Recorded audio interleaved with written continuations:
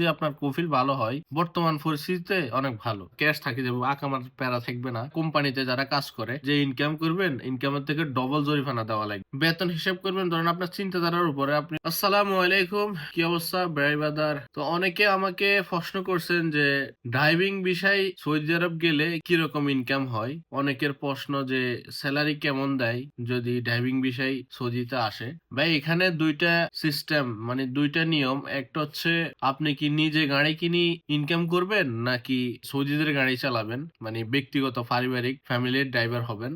এখানে দুইটা সিস্টেম আছে। আরো একটা আছে যেটা কোম্পানিতে যারা কাজ করে। তো এখন বর্তমানে আমি বলতে চাই, যদি আপনি নিজে গাড়ি কিনে চালান, আগের মতো ওই সিস্টেমটা নাই যে আপনি ইনকাম করবেন গাড়ি চালাই, যা ইনকাম করবেন সব আপনার নিজের না। এখন ওই সিস্টেম নাই। এখন একটা নতুন নিয়ম বাইর হয়েছে যে টিজিআই নামে একটা পুলিশ ধরেন, ওরা কিন্তু আপনার ব্যক্তিগত গাড়ির মধ্যে যদি আপনি ভাড়া টাড়া মারেন, তাহলে যে ইনকাম করবেন ইনকামের থেকে ডবল জরিমানা দেওয়া লাগবে। বা যেগুলা গেরামা টেরামা তো সেগুলোর কথা তো বাদে দিলাম, রাস্তা চলতে হলে তো গেরামা খাইবে না স্বাভাবিক। আবার গাড়ির মেনটেন্স এর ব্যাপার স্যাপার আছে, মানে ইঞ্জিন এটা যে কোনো মুহূর্তে খারাপ হইতে পারে, আবার নাও হইতে পারে। মানে বিভিন্ন দিক চিন্তাধারা করি। আসলে আমি মনে করি যে গাড়ি নিজে কিনে চালাই এখন সৌদি আরবে এত ফায়দা নেই, এত লাভ নাই। কারণ আমার নিজেও একসময় গাড়ি চালাইছি, গাড়ি নিজে ছিল, পরে আমি গাড়ি বেশি টেসি চালাইছি, মানে অত লাভ নাই দেখি কফিলের ফায়দা চিন্তাধারা করি আমি গাড়ি বেশি চালাইছি, লাভ নাই। দ্বিতীয়ত হচ্ছে আপনি ফ্যামিলিতে গাড়ি চালাবেন, ওইটা কিরকম। তো ফ্যামিলিতে গাড়ি চালাইলে যদি আপনার কফিল ভালো হয় আপনার লাভ আছে। ধরেন যদি একদম নর্মালি যদি আপনার 2000 বেতন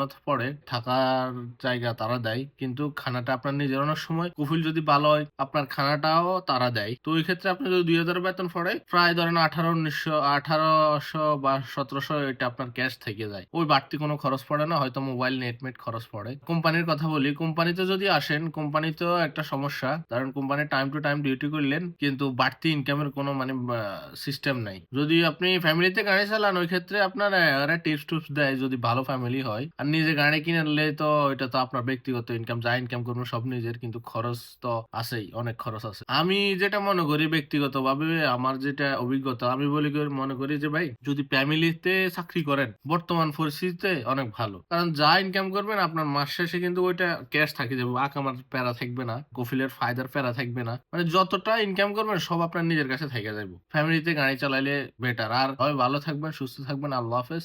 ভিডিও ভালো লাগলে চ্যানেলটা সাবস্ক্রাইব করে দিবেন। ধন্যবাদ সবাইকে। দেখা হচ্ছে পরবর্তী কোনো ভিডিওতে।